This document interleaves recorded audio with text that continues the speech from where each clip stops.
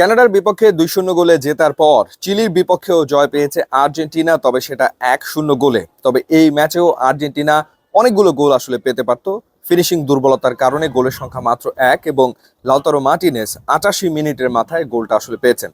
ব্রাজিলের আসলে যে অবস্থা হয়েছিল কোস্টারিকার বিপক্ষে 19টা শট নেওয়ার পরেও গোল আদায় করতে পারেনি। আর্জেন্টিনার অবস্থাও এই ম্যাচে আসলে অনেকটা ওরকমই হয়েছিল, কারণ শটের সংখ্যা যদি বলি টোটাল 22টা শট আর্জেন্টিনা আসলে নিয়েছে।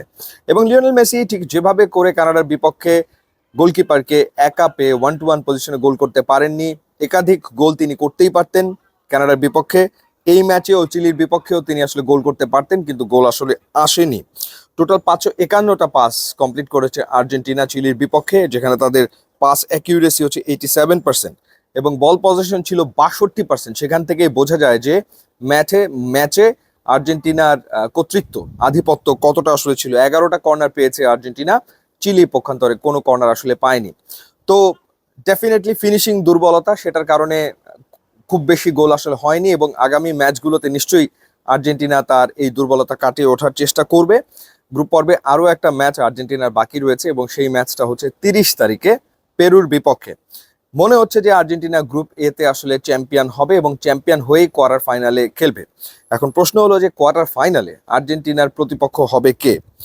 আর্জেন্টিনা রয়েছে গ্রুপ এ তে এবং গ্রুপ বি তে রয়েছে 4টা দল। গ্রুপ বি তে রয়েছে ভেনেজুয়েলা, এরপর গ্রুপ বি তে রয়েছে ইকুয়েডর, এরপর রয়েছে মেক্সিকো এবং জ্যামাইকা। গ্রুপ এর চ্যাম্পিয়ন খেলবে গ্রুপ বি এর রানার্স আপ দলের সাথে। এখন গ্রুপ বি তে যেটা দেখা যাচ্ছে, ভেনেজুয়েলা 2 ম্যাচ খেলে দুটোতেই তারা আসলে জয় পেয়েছে এবং বি গ্রুপের চ্যাম্পিয়ন হওয়ার সম্ভাবনা আসলে ভেনেজুয়েলার। সেই ক্ষেত্রে রানার্স আপ হবে কোন দল? গ্রুপ বি তে খুবই গুরুত্বপূর্ণ একটা ম্যাচ রয়েছে, সেই ম্যাচটা হচ্ছে ইকুয়েডর এবং মেক্সিকোর মধ্যে।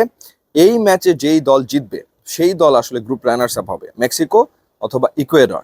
এবং কোয়ার্টার ফাইনালে গিয়ে আর্জেন্টিনা খেলবে আইদার মেক্সিকো অথবা ইকুয়েডরের বিপক্ষে। সো দেখাই যাক যে আলটিমেটলি কোন দল রানার্স আপ হয়ে কোয়ার্টার ফাইনালে আসে এবং আর্জেন্টিনার প্রতিপক্ষ আসলে হয়। এবার আপনাদেরকে জানিয়ে রাখতে চাই যে কোপা আমেরিকা চলছে, ইউরো চলছে।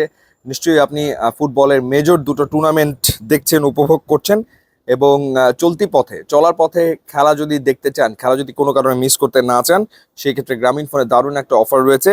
গ্রামীণ ফোনের মাত্র 106 টাকার প্লে প্যাক স্পোর্টস প্যাকটি যদি আপনি নিয়ে নেন, তাহলে খুব সহজেই আপনি সাবস্ক্রাইব করে ফেলবেন টি স্পোর্টস এবং সনি লিভ। এক্ষেত্রে ইউরো কোপা দেখার সবচেয়ে সহজ উপায় হচ্ছে প্লে প্যাক স্পোর্টস। মাই জিপি অ্যাপের অফার অপশনে যে এন্টারটেনমেন্ট ট্যাবটি ক্লিক করে প্লে প্যাক স্পোর্টস প্যাকটি আপনি নিয়ে নিলে খেলা দেখায় আর কোনো বিঘ্ন হবে না। আপনি সবগুলো ম্যাচ, আপনার ফেভারিট টিমের খেলাগুলো আরামসে অনায়াসে আসলে দেখতে পারবেন। ইউটিউব এবং ইনস্টাগ্রাম লিঙ্ক দেওয়া আছে, আপনারা যদি যোগ দেন তাহলে খুবই খুশি হব। And thanks for watching.